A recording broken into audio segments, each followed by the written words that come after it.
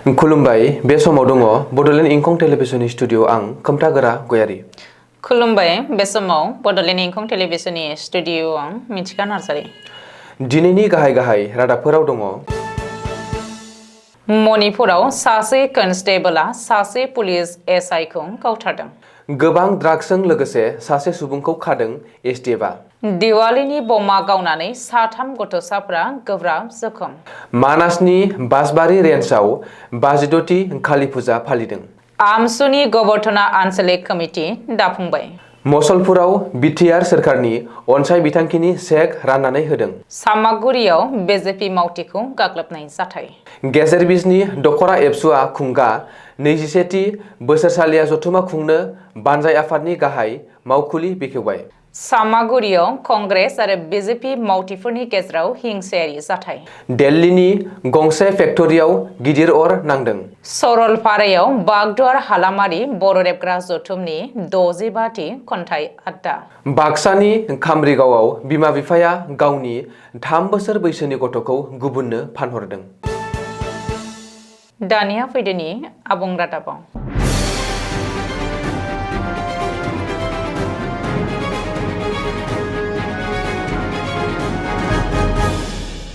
जिरिबाम जिल्लायाव मोनसे सोमोनांथाव जाथाय जेराव सासे कन्स्टेबलआ मणिपुर पुलिसनि सासे एसआइखौ खाबु लानानै गावथारनाय जाथाया दसे समनि गेजेरावनो ओनसोलाव गोसारलादों।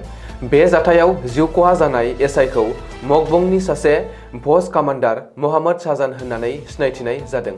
मख'नो गोनांदि बिक्रम आखयजाम मुंनि सासे कन्स्टेबलआ फुंनि 10 रिंगासो समाव गावनि सार्भिस राइफलजोंनो एसआइखौ गुलि गावदोंमोन। बबेखानि मोहम्मद शाहजानखौ गोख्रैनो जिरिबाम हस्पिटालाव लानानै थांदोंमोनब्लाबो डक्टरा थैबाय होननानै फोरमायथिना होयो। बे जाथायनि दायनिगिरि बिक्रम अकायजामखौ दासान्दि पुलिसनि जिम्मायाव लांनाय जायो होननानैबो मिथिनो मोननाय जादों।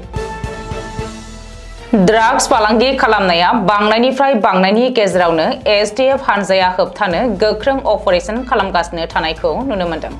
स्रोत सुलुंनिफ्राय खौरां मोननायनि उनाव एसटिएफनि इन्सपेक्टर कपिल पाठकनि दैदेननायाव दिसपुर पुलिस थानानि सिङाव थानाय हेंग्राबारिनि कल्याणपुर आरो आनन्दपुरनि गंगा फर्टआव थानाय गंनै भारा न'आव गोख्रोङै सिग्रोमदोंमोन।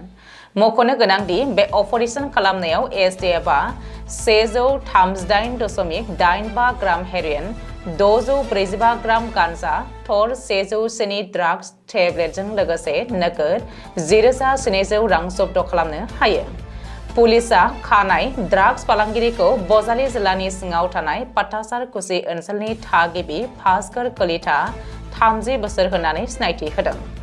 ड्राग्स जब्द खालामनायनि अनगायैबो फालांगिरिनिफ्राय मोन 52 प्लास्टिकनि खालि बथल, गंनै मबाइल फन आरो AS01 GA1759 नम्बरनि गंसे XUV 300 गारिखौबो पुलिसआ जब्द खालामदों।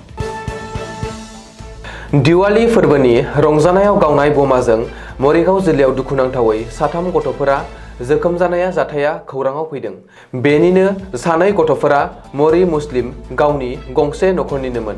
मख'नो गोनांदि बिसोर 3बो दिवालीनि बमा सावनायाव हरखाबै बेफ्रुखांना अरजों खामनानै जोखोम जादों। जाब्रबथायाव जोखोम जानाय 2बो गथ'साखौ आरमान आरो अनिसा होननानै सिनायथिदों आरो सासे गथ'सानि सिनायथिखौ रोखायै मिथिनो मोननाय जायाखै। जाब्रबथायाव जोखोम जानाय 3बो गथ'फोरखौ मरिगाव सिभिल हस्पिटालाव लानानै थांदोंमोनब्लाबो जोखोमा गोब्राबथार जानायनि जाहोनाव GMCHआव फिन दैथायहरो होननानै मिथिनो मोननाय जादों। मुलुग दोरोङारि नेरसोन थावनि हायुङारि मानास हाग्रामानि बासबारि रेन्जआव बासबारि रेन्जनि बिबानगिरिफोरनि बानजायनायाव साननैनि हाबाफारिजों खुंफुंनाय 56थि काली फुजाया थुंगेबाय। मैया मोनाबिलिनिफ्राय हर गेजेरसिम खुंफुं जायो गोसो बोनो हाथाव हारिमुआरि हाबाफारि।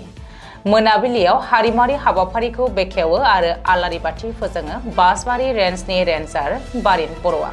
हर गेजेरसिम खुंफुंनाय हारिमु हाबाफारियाव हांख्रायहरजानाय मेथाइ रोजाबगिरि फुंबिलि बसुमतारी, उतपल दास, तुलिकना दासआ मेथाइ रोजाबनायजों लोगोसे जायगानि माखासे महरगिरिफोराबो मोसायो, मेथाइ रोजाबो।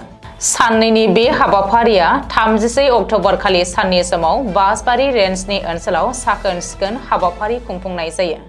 बेजों लोगोसे मुंख्लंफोरनो बावनाय बिफां फुलि गायनाय हाबाफारि मावफुङो। बे हाबाफारियाव हायुङारि मानास हाग्रामानि मावख'गिरिफोर मावफारियाफोरजों लोगोसे हायुङारि हाग्रामानि खाथि खाला ओनसोलनि गोबां रायजो राजाफ्रा बाहागो लादोंमोन। दुलाराय आसाम माइनरिटि फरायसा आफाद आमसुनि बाक्सा जिल्ला आफादनि सिङाव थानाय गबटना आनसलिक कमिटिनि बोसोरारि सरासनस्रा मेलाव मैया सालबारि महकुमानि गबटनानि हेरिटेज एकाडेमियाव खुंफुंनाय जायो।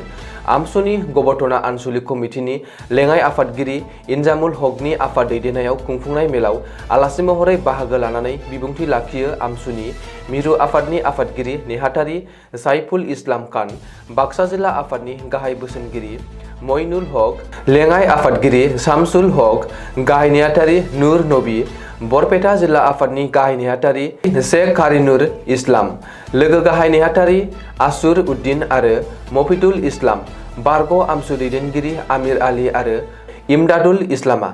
सरासनस्रा बे मेलाव मयेन मण्डलखौ आफादगिरि साहेब आली, रजब आली आरो आमिर हुसेनखौ लेङाइ आफादगिरि जाहिरुल इस्लाम आरो इमान आलीखौ सरासनस्रा नेहाथारि महरै लानानै सा 41 आमसुनि गबटना आनसलिक कमिटिखौ गोदानै दानाय जायो। आथिखालाव प्रमद बर' दैदेननाय बिटिआर सरकारा बिटिआर ओनसोलखौ फारफ्रोमबो बिथिङाव जौगाहोनायनि थांखिजों गोबां मावथांखिफोरखौ लानानै खामानि मावबाय थानायखौ नुनो मोनदों। बेबायदिनो बे मावथांखिनि अनसाय बिथांखि। बे मावथांखिखौ बिटिसि बियाबनि मोन 40था बियाबाव मुलाम्फा मोनगिरिफोरनो राननानै होनाय जादों। थिग बेबायदिनो बाक्सा जिल्लानि सदर मसलपुराव 24 नं मसलपुर बिटिसि बियाबनि सिंनि सा 200निबो बारा मुलाम्फा मोनगिरिफोरनो बिटिआर सरकारनि अनसाय बिथांखि मावथांखिनि चेकखौ राननानै होयो। मसलपुर सदराव थानाय कालचारेल कमप्लेक्सआव बापन बसुमतारीनि मेल सामलायनाय मोनसे गेवलां मेलनि जोहै बे अनसाय बिथांखिनि चेकफोरखौ राननानै होनाय जायो।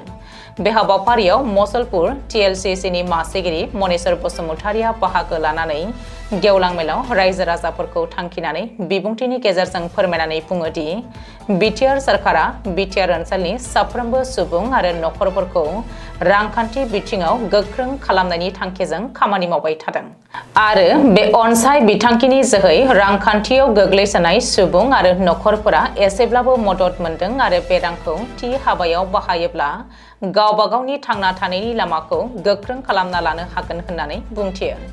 बे हाबाफारियाव मसलपुर ब्लक इउपिपिएल दोलोनि गोबां दैदेनगिरि सोद्रोमा मावथिफोरखौ बाहागो लानायखौ नुनो मोनदों। रायजोआव जानो गोनां उफेरा बिसायख'थिनि सिगां दुंहाव थासारि। मख'नो गोनांदि चामागुरियाव सनिबारनि मोनायाव सिनाय मोनै दुथांफोरा हिंसायारि गाग्लोबनाय जाथायाव सासे बिजेपिनि मावथिआ बुजानानै गाज्रि जोखोम जादोंमोन।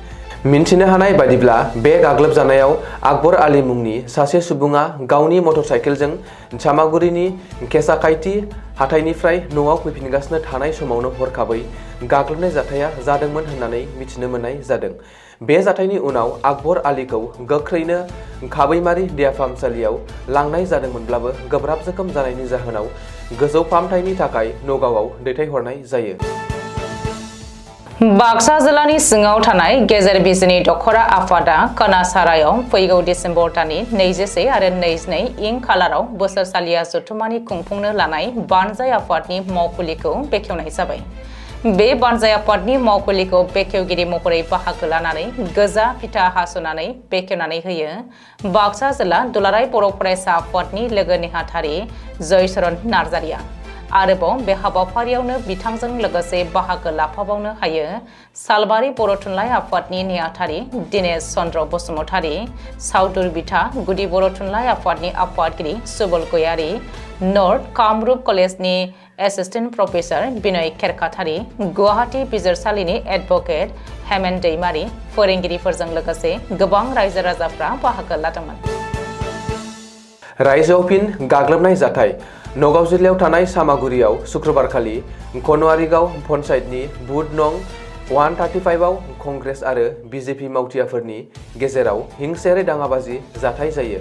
बे हिंसायारि जाथायाव जासिन आली आरो शाहजाहान आली मुंनि सानै बिजेपि मावथिफोरा गोब्राब जोखोम जायो होननानै सुलुङाव फोरमायदों। बे जाथायनि उनाव मवामारि आउटपस्टनि जायगायारि पुलिसआ जाथाय जानाय जायगायाव थांनानै थासारिखौ मोजाङाव लाबोफिननो नाजायो। दिल्लीनि आलिपुर नोगोराव थानाय गंसे फेक्टरियाव हरखाबै मोनसे गिदिर अर नांदों। DFS मावख'गिरिफोरा फोरमायथिनाय बायदिब्ला गासै सा 34 अर खोमोरग्रा हानजाखौ जाथायसालियाव दैथायहरनानै माखासे समनि गेजेराव अरखौ खोमोरनो हादोंमोन होननानै मिथिनो हादों। मख'नो गोनांदि बेलासिनि 4 रिंगासो समावनो अरा नांदोंमोन। बे अर नांनाय जाथायाव सासेबो सुबुङा जोखोम जानायनि खौरां मोननाय जायाखै। अर नांनायनि गेजेरावनो अर खोमोरग्राफोरा थाद'आ जासे रैखाथि होनायखौ नुनो मोन्दों। बबेखानि बे अर नांनायनि गुबै जाहोनखौ दासिमबो रोखायै मिथिनो हानाय जायाखै। क'क्राझार जिल्लानि सरलपारा पिकनिक गाथोनाव बागदुवार हालामारि बर' रेबग्रा जथुमनि 65थि खन्थाइ आड्डा थुनलाइयारि हाबाफारिया रबिबारखालि जोबोर गाजा गोमजा आरो मेहेरगोनाङै जानानै थाङो। रुपनाथ हाज'वारिनि मासि दैदेननायाव जालांनाय बे थुनलाइयारि हाबाफारियाव उन्दै गथ'सा ममता बसुमतारीनि गाव सुजुनाय गोरलै बिलाइ गांसे खन्थाइ बिजाबा मुंदांखा लिरगिरि राखाव बसुमतारीनि आखाइजों बेखेवजायो। गासै सा 50 लिरगिरि खन्थाइगिरि मोनहा बाहागो लानाय बे थुनलाइयारि हाबाफारियाव बयबो गावबा गावनि सुजुनाय खन्थाइफोरखौ फरायथिनानै आवरायलाङो। सुबुं समाजाव मोनसे दुखुनांथाव आरो मुगैथाव जाथाय। बाक्सा जिल्ला बरबरी पुलिस थानानि बेन्दोङाव थानाय खामरिगाव गामियाव बे दुखुनांथाव आरो मुगैथाव जाथाया जादों। निखावरि आरो नखरारि दावराव दावसिनि थाखाय बिमा बिफाया 3 बोसोर बैसोनि गावनि आंगो जोनोम होनाय गथ'खौ गुबुन नखरनो फानहरदों। मिथिनो मोननाय बायदिब्ला निखावरि आरो नखरारि दावराव दावसिनि जाहोनाव खामरिगावनि धनजित राजबंशी आरो सुनुमनि राजबंशीया गावसोरनि 3 बोसोर बैसोनि आंगो फिसाज्लाखौ गुबुननो फानहरदोंमोन। धनजित आरो सुनुमनिया गावनिनो गथ'खौ 7,000 राङाव बानेश्वर मुंनि सासे सुबुंनि मददजों फानबारि गामिनि मोनसे नखराव फानहरनाय जादोंमोन। बे जाथाया सोराङाव फैनायनि उनाव धनजित राजबंशीनि फंबाया 3 बोसोरनि गथ'खौ न'आव लाबोफिनो, नाथाय पुलिसआ जाथायनि सोमोन्दै गुवारै मिथिनो थाखाय जाथाय जानाय जायगायाव रबिबार सानखालि सौहैयो। मख'नो गोनांदि पुलिसआ सिगांनिफ्रायनो बे जाथायनि सायाव नायबिजिरनायखौ जागायखाबायमोन। सानफ्रोमबो हाजिरा खामला मावनानै नखर सोलिग्रा धनजित राजबंशी आरो सुनुमनि राजबंशीया 2 गथ'फोर दंबावो। फानहरजानाय गथ'नि बिफाया फोरमायथिनाय बायदिब्ला गावनि गथ'खौ फानहराखैमोन, फेदेरनोसो हरदोंमोन होननानै बुंथिदों। नाथाय गथ'खौ फानहरनानै मोननाय रांजों गंसे मबाइल फन बायनानै लादोंमोन होननानै मिथिनो मोननाय जादों। बे जाथायखौ लानानै कामरिगाव ओनसोलनि मेलेमजिबि सुबुंफोरजों लोगोसे रायजो राजाफोरनि गेजेराव गोबां सावरायजानायखौ नुनो मोनदों। दिनैनि रादाबा एसेनोसै। गोजोन्थों। गोजोन्थों।